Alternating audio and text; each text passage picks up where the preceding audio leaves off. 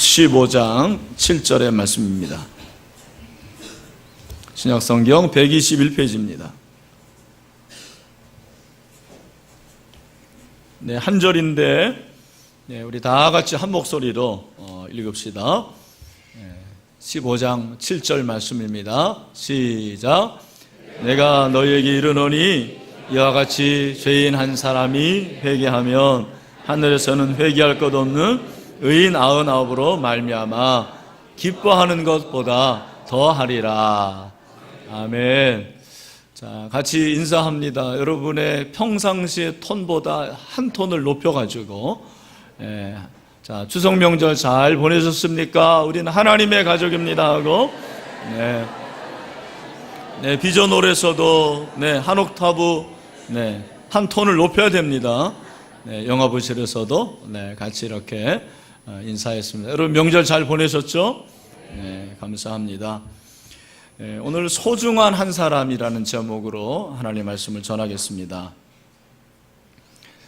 가끔 화재 현장이나 또 위험한 사건 가운데서 어머니가 그 위험을 무릅쓰고 자식을 구해내는 소식을 듣게 됩니다. 아마 여러분들도 한두 번 그런 소식을 들으셨고 또 그런 영상, 뉴스를 보셨을 것입니다. 어디에서 그런 힘이 나오는 것일까요? 도대체 그 힘의 근원이 무엇인가? 심리학자들은 이 힘의 근원을 뇌에서 찾더라고요. 우리의 뇌에서 뇌간이라는 게 있는데, 뇌간.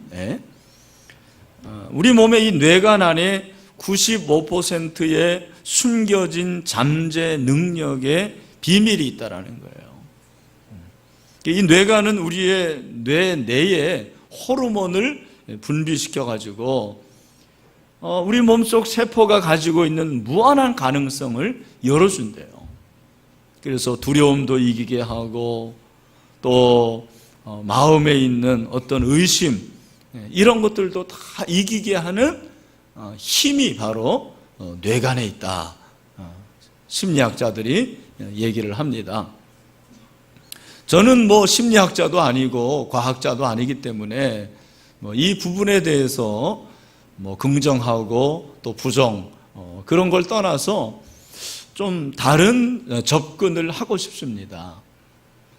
어떻게 위험 가운데서 자식을 구해낼 수가 있겠는가? 그것은 다른 것이 아닌 사랑에 기인하는 거죠. 모성애 아닙니까? 내가 사랑하니까 그 사랑으로 말미암아 위험 가운데서도 얼마든지 불 속에도 들어가고 물 속에도 들어가서 그 소중한 존재를 구해내는 거죠. 사랑이 답이 아닌가 그런 생각을 해봅니다. 자신에게 그토록 소중한 존재이기 때문에 얼마든지 그렇게 할 수가 있는 것입니다. 여러분에게 소중한 사람이 누굽니까? 그 소중한 한 사람이 누굽니까? 그를 위해서 여러분은 무엇을 할 수가 있겠습니까? 누가복음 15장에는 세 가지 비유가 나오죠. 잃어버린 양의 비유, 또 잃어버린 동전의 비유, 잃어버린 아들의 비유입니다. 세 가지 공통점이 뭐예요? 잃어버렸다라는 거죠. 그러나 잃어버렸지만 다시 찾았다라는 공통점도 있습니다. 또 한 가지 공통점은 잃어버린 존재들이 다 하나예요. 잃어버린 양 한 마리, 잃어버린 동전 하나, 잃어버린 아들 한 명, 다 하나입니다. 하나. 오늘 이 본문은 그 중에서도 첫 번째 비유죠. 잃어버린 양의 비유입니다. 내용은 이렇습니다. 어떤 목자가 양 100마리를 치고 있었습니다. 어느 날 양 한 마리를 잃어버렸습니다. 목자가 어떻게 할까요? 99마리의 양을 들판에다 놓고 그 한 마리 양을 찾기 위해서 온 데를 다 찾아 헤매는 거예요. 언제까지 찾았다고 그랬습니까? 찾을 때까지, 그 한 마리 양을 찾을 때까지 찾았다. 찾으니까 너무너무 기쁜 거예요. 즐거워서 그 양 한 마리를 어깨에 맸어요. 이건 복수예요. 양쪽 어깨에 매서 집으로 돌아와서는 벗과 이웃을 다 초대합니다. 야, 내가 잃어버렸던 양 한 마리를 찾았다. 얼마나 내가 기쁜 줄 모르겠다. 우리 잔치를 벌이자 해서 진짜 잔치를 벌인 거예요. 그게 내용입니다. 예수님께서 이 비유를 말씀하시고 비유에 대한 마지막 결론을 7절에서 말씀해 주십니다. 7절 말씀이 뭐예요? 우리 다시 한 번 더 읽어볼까요? 시작. 내가 너희에게 이르노니 이와 같이 죄인 한 사람이 회개하면 하늘에서는 회개할 것 없는 의인 99으로 말미암아 기뻐하는 것보다 더하리라. 아멘. 여러분, 이 말씀 정말 믿으십니까? 네. 죄인 한 사람이 회개하면 회개할 것 없는 의인 99보다 더 기뻐하십니까? 하나님만 기뻐하시고 여러분은 기뻐하지 않으세요? 여러분, 우리도 기뻐해야죠. 하나님이 기뻐하시는데 우리도 기뻐해야죠. 여러분의 소중한 한 사람, 그것이 남편이든 아내이든 가족이든 또 친지이든 죄인 한 사람, 돌아와야 될 그 사람이 이번에 회개하고 주님 앞에 돌아올 때 저 하늘에서 잔치가 벌어질 줄로 믿습니다. 우리 모두에게 그런 기쁨이 충만하기를 간절히 소원합니다. 여러분, 오늘 이 본문에 보면 유대인들과 예수님의 차이점을 발견합니다. 그것은 바로 죄인과 세리를 보는 시각의 차이예요. 뭐의 차이라고요? 시각. 눈의 차이입니다. 여러분, 오늘 본문에 나오는 바리새인들과 서기관들은 죄인과 세리를 어떻게 봤습니까? 저주받은 대상으로 봤어요. 죄인과 세리는 저주받은 자들이다. 그래서 자기들은 하나님께 선택받은 선민인데 죄인과 세리들은 저주받았기 때문에 교제할 수가 없다라는 거예요. 만날 필요도 없고 그들과 식사할 필요도 없고 상종할 인간이 안 된다라는 거예요. 유대인들은 종교의 형식에 관심을 가졌습니다. 자신들은 의롭고 선민이기 때문에 감히 죄인, 세리, 창기들과는 교제할 수 없다고 생각했습니다. 자연히 예수님이 죄인과 세리와 교제하는 것을 수근수근 됐어요. 오늘 본문에 그렇게 나오죠. 2절에 보니까 바리새인과 서기관들이 수근거려 이르되 이 사람이 죄인을 영접하고 음식을 같이 먹는다 하더라. 여러분, 음식을 누구하고 같이 먹습니까? 마음 같이 통하는 사람하고 음식 먹는 거죠. 네? 먹고 싶은 사람, 기분 좋은 사람하고 음식 먹지 기분 나쁜 사람하고 무슨 음식을 먹습니까? 그런데 예수님은 참 신기하게 유대인들의 눈과는 전혀 다른 눈을 가지고 있었어요. 전혀 다른 시각으로 죄인과 세리를 봅니다. 그들을 초대합니다. 그들과 같이 합니다. 음식을 나눕니다. 그래서 바리새인과 서기관들이 예수님에 대해서 뭐라고 말합니까? 예수님은 먹기를 탐하는 자다. 예수님이 정말 그런 분이 아니었어요. 예수님이 식사한 것은 죄인들을 구원하기 위해서 그 한 가지 목적이었거든요. 예수님은 죄인임에도 불구하고 그 한 사람이 소중하다고 생각한 거죠. 한 사람의 생명, 한 사람의 인격, 한 사람의 문제, 거기에 관심을 가졌어요. 그 한 사람을 만나기를 원하셨고 실제로 만나셨고 그 한 사람 한 사람을 구원하기 위해서 자신의 생애를 바친 것입니다. 여러분, 예수님이 평상시에는 그러지 않다가 갑자기 이러셨느냐? 아닙니다. 성경을 보면 복음서에 예수님의 사역이 나오는데 예수님께서 어떻게 사역을 하셨습니까? 예수님의 사역의 초점은 핵심 가치는 한 사람이었어요. 한 사람. 마태복음 16장 26절에 보니까 뭐라고 말합니까? 우리 다 같이 한번 읽어볼까요? 시작. 사람이 만일 온 천하를 얻고도 제 목숨을 잃으면 무엇이 유익하리요? 사람이 무엇을 주고 제 목숨과 바쁘겠느냐? 여러분들이 가끔 얘기하는 한 사람, 한 영혼이 천하보다 소중하다는 말씀이 여기에 나옵니다. 여러분 솔직히 한번 말해보세요. 한 사람의 영혼이 천하보다 귀하다고 그렇게 느껴지시나요? 우리 그렇지 않아요. 말로는 그렇지만 한 사람의 영혼을 천하보다 귀하게 여기지 않습니다.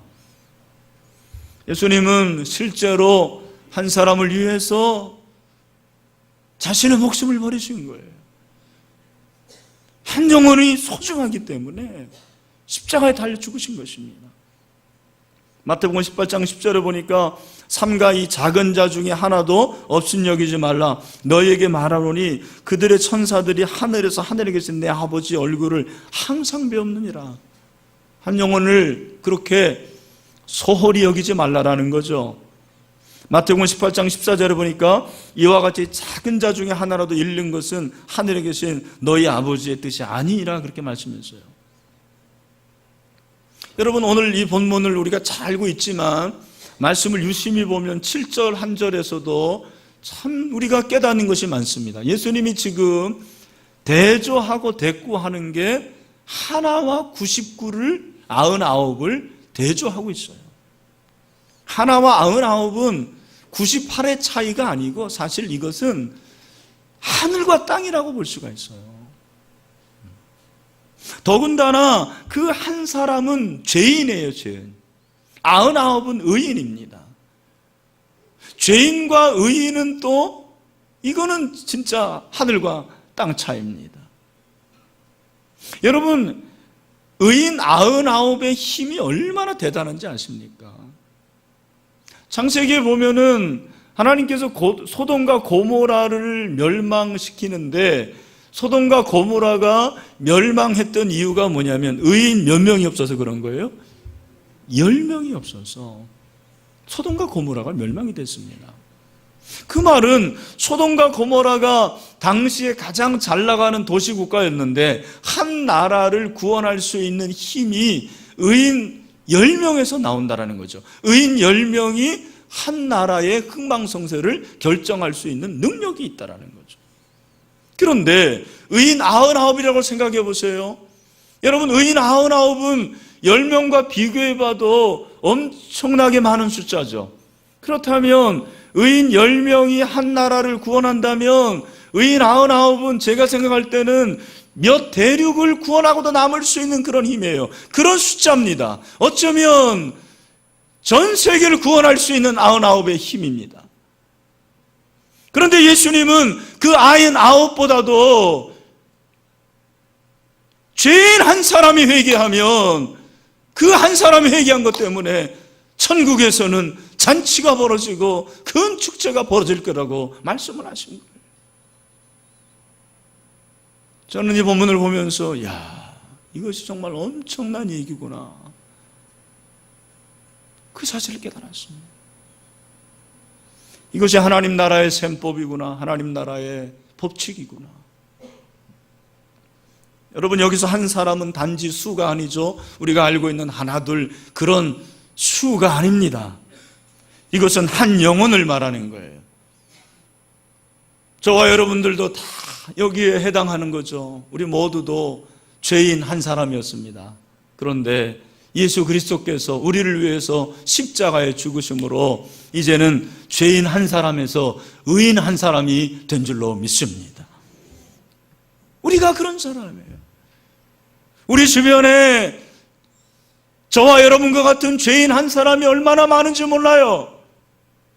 여러분의 가정 안에 있습니다. 여러분의 직장 안에 있습니다. 우리 이웃 안에 있습니다. 이 금천구 안에도 죄인 한 사람들이 얼마나 많은지 몰라요. 교회의 목적이 무엇입니까? 교회가 존재하는 이유는 그들을 구원하기 위한 거 아닙니까? 우리 신일교회가 왜 존재합니까? 그들을 구원하기 위해서 존재하는 거 아닙니까? 여러분 오늘 우리 이 시대는 우리 한 사람 한 사람이 숫자로 기억되는 것 같습니다. 그래서 백일동 607호 아저씨, 또 2854 차주 주인, 3332-6993 휴대폰 쓰는 분, 다 제 얘기입니다. 여러분도 마찬가지죠. 여러분, 오늘날 모든 것이 숫자로 결정이 되는 거예요. 그래서 대학도 1류대학, 2류대학, 3류대학 등급 1등급 자녀 가지면 부모들이 괜히 어깨에 힘주고, 3000cc 자동차 주인, 연봉 1억의 CEO, 다 숫자로 결정이 되는 거예요. 예수님은 우리를 숫자로 기억하지 않습니다. 나이가 90이 됐다고 해서 소홀히 여기고 힘이 없다고 주님께서는 박대하지 않습니다. 여러분의 IQ수, 여러분이 가지고 있는 재산의 액수, 그런 것이 예수님의 관심이 아닙니다. 예수님은 개인적으로 관심을 가지는 거예요. 우리 한 사람 한 사람에 대해서. 우리 교회에 이렇게 많은 성도들이 있지만 예수님의 관심은 한 사람 한 사람이에요. 이 이권희 목사는 여러분 한 사람 한 사람에 대해서 관심을 갖지 못합니다. 정말입니다. 그러나 우리 주님은 여러분 한 사람에 대해서 관심을 갖는 거죠. 왜냐하면 그 한 사람이 한 영혼이고 그 한 영혼이 천하보다 귀하기 때문이죠. 바로 사람이 예수님의 방법이었습니다. 요한계시록을 보면 그 7교회에 나타나신 예수님이 에베소 교회 너희는 왜 이렇게 모이는 인원이 적으냐라고 책망하지 않습니다. 서머나 교회 너희들이 예산이 많아서 너희들은 칭찬할 만하다고 말씀하시지 않습니다. 예수님의 관심은 그런 수가 사실은 아니었습니다. 예수님은 한 사람, 한 영혼, 예수님의 눈은 항상 그 한 사람에 향해 있었습니다. 여러분, 한국교회에 지금 필요한 것이 무엇입니까? 우리 한국교회가 돈이 없습니까? 예배당이 없습니까? 도대체 뭐가 없습니까? 다 풍족합니다. 그러나 무엇이 부족합니까? 목사를 비롯한 모든 성도들이 한 사람에 대한 가치를 제대로 인식을 못하는 것 같습니다. 이 생각이 바뀌어져야 돼요. 저부터 바뀌어지고 여러분도 바뀌어지고, 한 영혼에 대한 가치, 한 사람에 대한 가치, 그 가치를 발견할 수 있어야 돼요. 여러분, 우리 신일교회가 점점 이렇게 성장하고 성도들이 많이 온다고 해서 하나님께서 그 한 가지 때문에 기뻐하실까? 잘 생각해 보십시오. 저는 목사인지라 우리 교회가 점점 성장하고 생명축제 때마다 이렇게 많은 인원이 오면 참 기뻐요. 매주 새 가족이 오는데 새 가족이 오지 않는 날이 1년에 하루 정도 있는 것 같아요. 하루나 이틀. 그러면 제가 얼마나 우울한지 모르겠어요.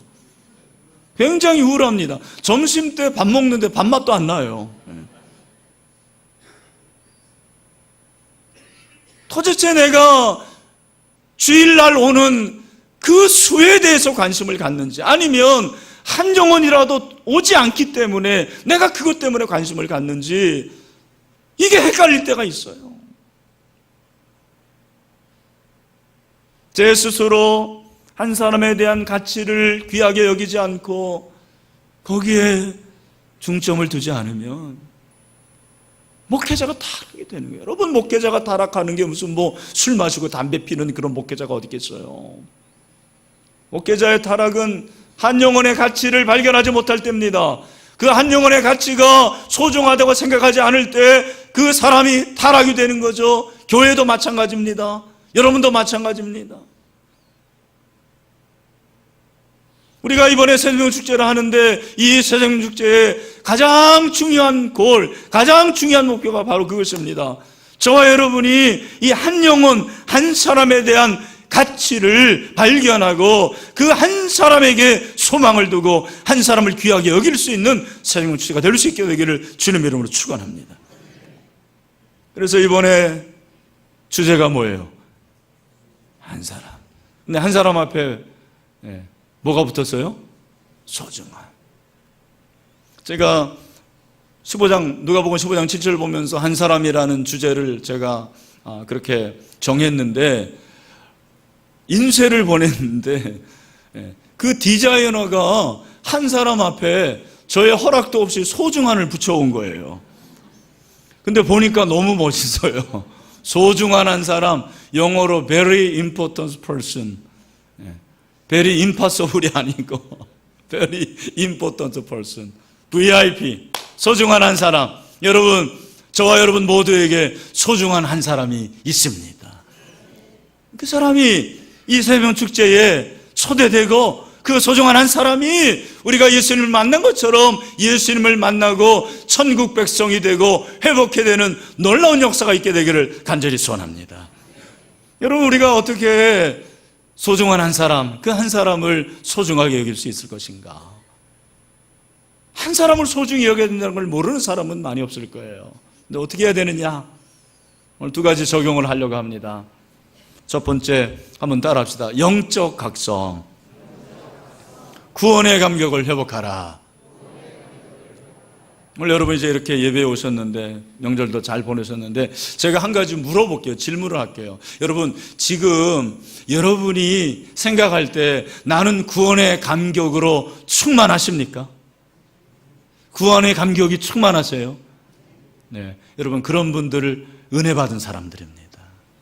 혹시 이 질문에 답하지 못하는 분들, 저는 오늘 이 시간에 성령께서 여러분의 마음을 만지시고 성령으로 뜨겁게 해서 구원의 감격을 회복하게 되기를 주님의 이름으로 축원합니다. 아니, 구원의 감격이 뭔지 모르는 분도 있어요. 예수 그리스도를 마음에 모시지 않으면 구원받지 않은 사람이죠. 여기 아마 그런 사람도 분명히 있을 것입니다. 오늘 이 시간에 예수 그리스도를 영접하고 여러분들이 구원을 받게 되기를 주님의 이름으로 축원합니다. 구원의 감격이 얼마나 중요한지 몰라요. 예수 믿으면서 구원의 감격이 없는 사람들은 예배에 기쁨이 없어요, 사실은. 구원의 감격이 없는 사람들은 봉사에도 기쁘지 않습니다. 그냥 의무적으로 일로 하고 내가 지금까지 해왔기 때문에 하는 거지, 거기에 기쁨이 있지 않은 거예요. 여러분, 목사도 구원의 감격이 없이 목회하는 목사들이 많습니다. 저는 감사한 게 구원의 감격이 아직도 살아있고, 내가 구원받은 이 사실만 생각하면 아직도 마음에 감사가 있고 눈물이 있는 것, 하나님께 감사합니다. 그걸 위해서 여러분들이 기도해 주셔야 돼요. 이건희 목사가 언제까지 목회할지 모르지만 제가 이 신일교회에 있는 한 여러분 그 구원의 감격이 흘러넘치게 되기를 위해서 기도해 주시길 바랍니다. 교회가 마찬가지예요. 여러분도 구원의 감격이 있어야죠. 어떻게 새생명 축제를 하느냐? 어떻게 한 사람을 소중하게 여기느냐? 구원의 감격이 있어야 돼요. 할렐루야. 참, 우리 몸이 신기하잖아요. 저는 하나님이 우리 몸을 얼마나 신기하게 지으셨는지 놀랄 수밖에 없어요.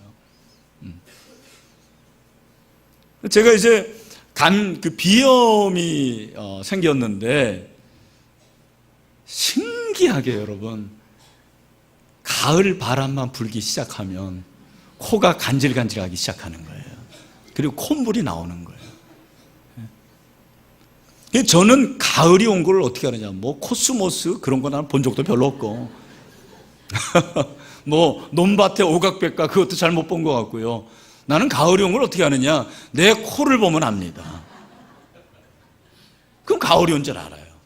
여러분, 참고로 좋은 소금물 해가지고 코로 이렇게 들여가지고 이렇게 내뱉는 거를 자주 하세요. 저도 지금보다 훨씬 심했어요. 우리 그 증축할 때 제가 비염이 생겼는데, 그 한 몇 해 후에는요, 그 근방에는 새벽기도 나오잖아요. 그러면은 정말 거짓말 조금 못해서 화장지를 반 통은 썼습니다. 근데 이 소금물을 이렇게 하니까 많이 나아졌어요. 이 부분에서 은혜를 많이 받으시네요, 여러분들.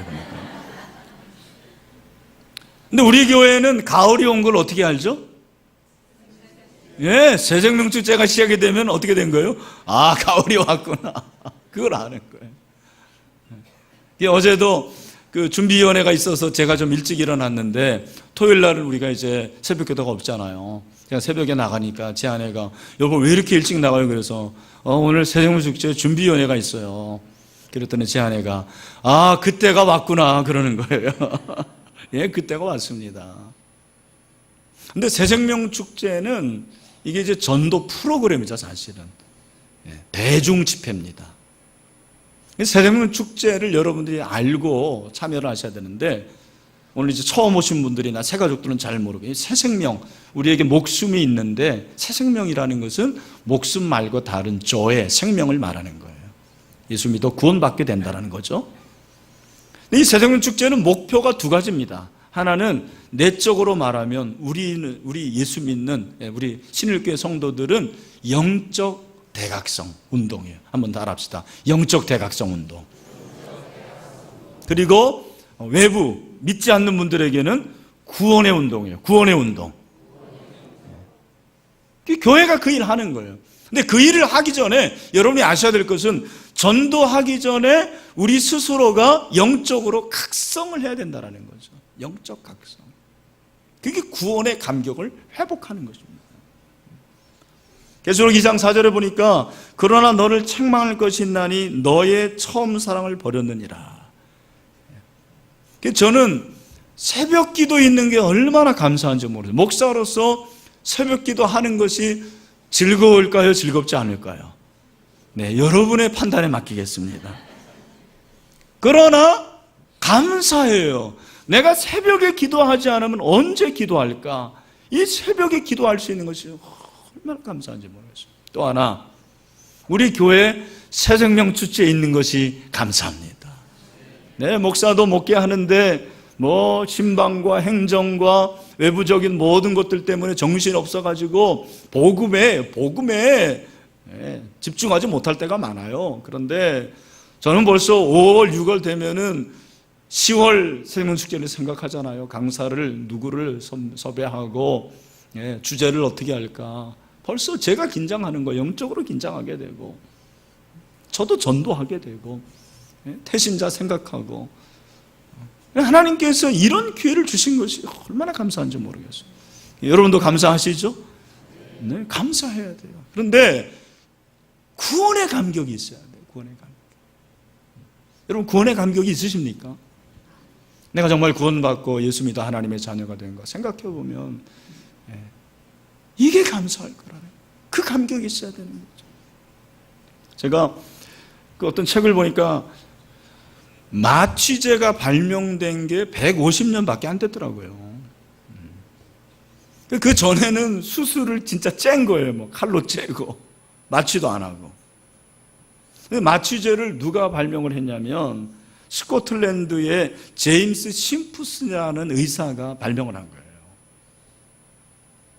근데 이 사람이 에딘버러 대학을 14살에 들어갔어요. 입학을 해가지고 29살에 의과대학 교수가 됐는데 산부인과 의사였습니다.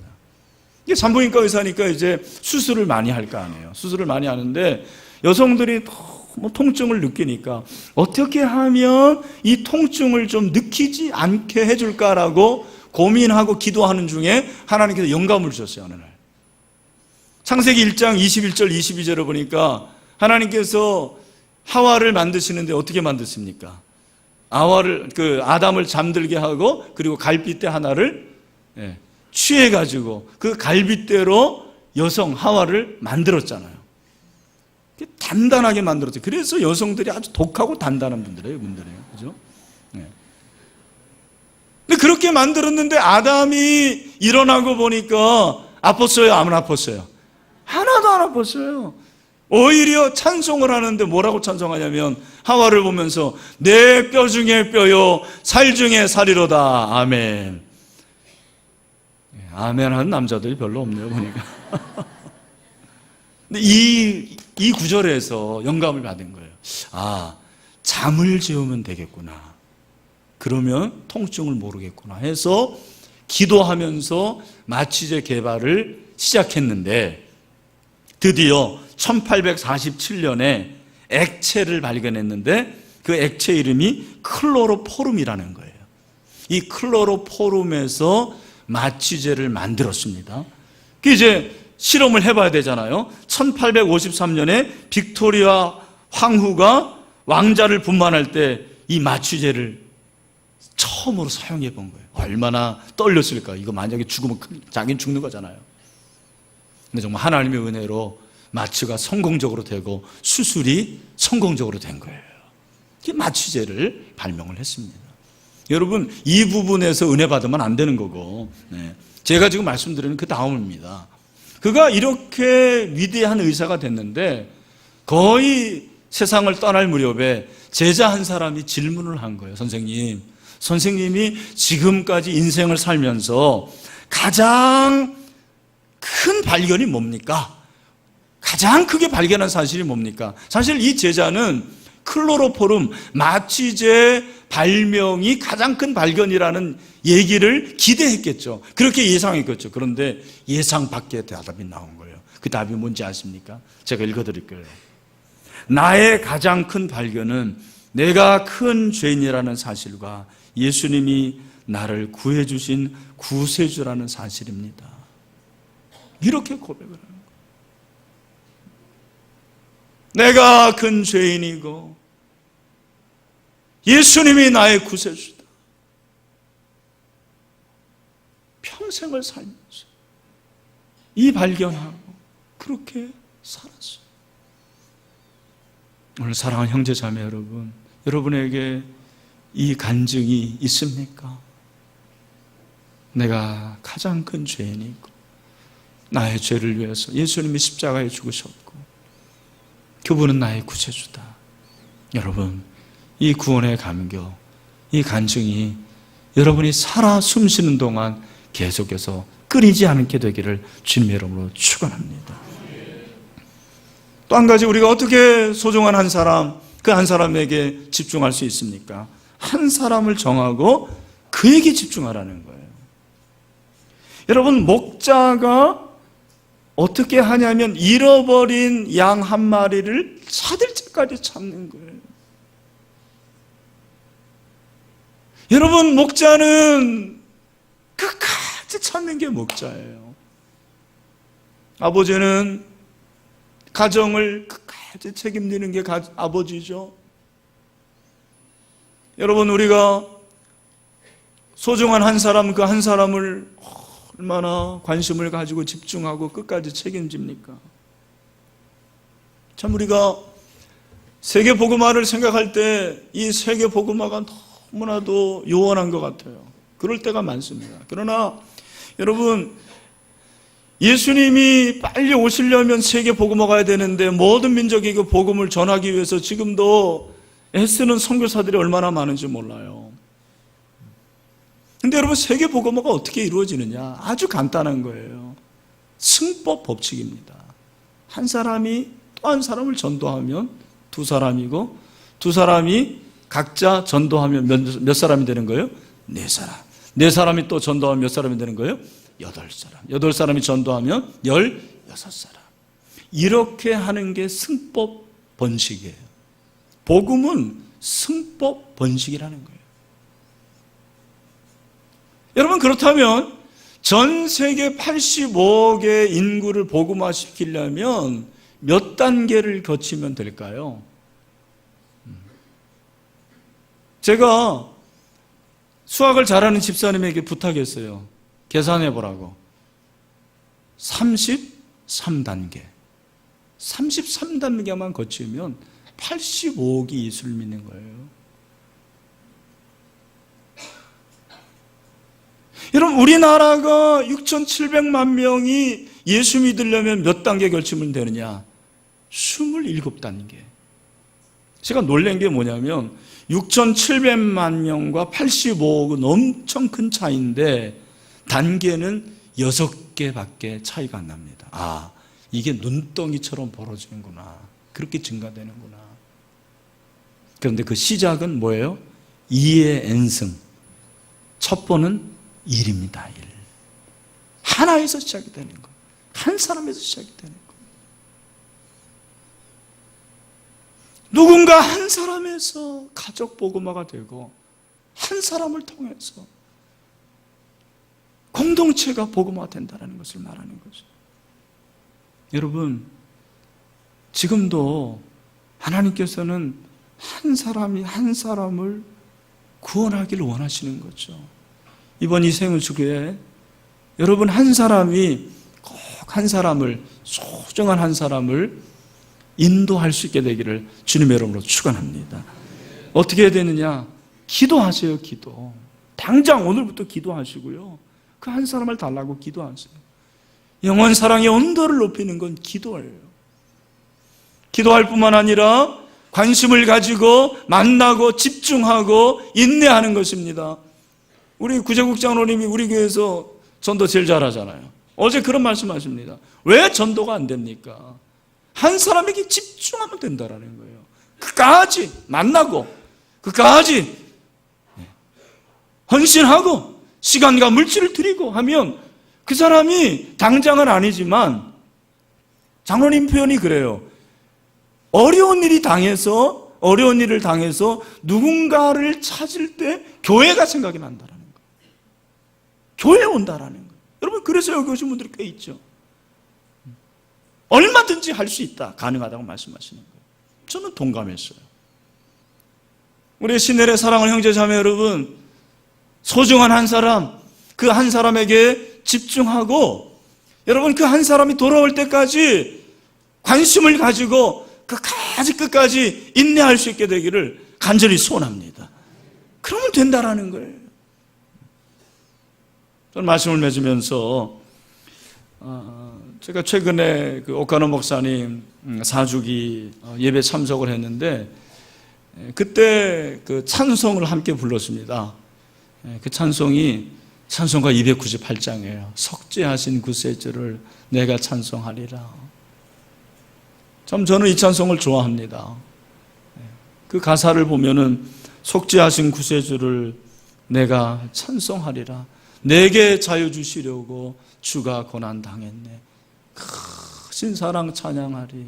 나의 죄 사하려고 십자가에 죽으신 나의 주 찬양하리. 여러분, 우리가 정말 예수를 믿는다면 우리의 영혼 깊은 곳에 다른 것보다도 이 속죄의 보혈이 흐르고 그 보혈이 흐르는 우리의 영혼 깊은 곳에서 다른 것 말고요, 단 한 가지, 내가 구원받고 하나님의 자녀가 되고 이제는 죄에서 자유하게 되고 해방하게 되겠다는 이 한 가지 사실 때문에 감사가 넘치게 될 줄로 저는 믿습니다.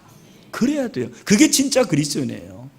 내가 그리스도인이라면 그 구원의 감격이 넘쳐야 되는 거예요. 이번에 우리 세명 축제 구원의 감격으로 한 사람을 만나고 그 소중한 한 사람이 우리의 기도와 우리의 사랑을 통해서 다 주님 앞에 나오고 그들이 예수 믿고 구원 얻는, 그래서 저 천국에서 당일날 10월 26과 27일 큰 잔치가 벌려지게 되기를 간절히 소원합니다. 하나님이 그렇게 하실 줄로 믿습니다. 우리 같이 한번 찬양합시다. 우리 속죄하신 구세주를 내가 찬송하리라. 같이 찬양합니다.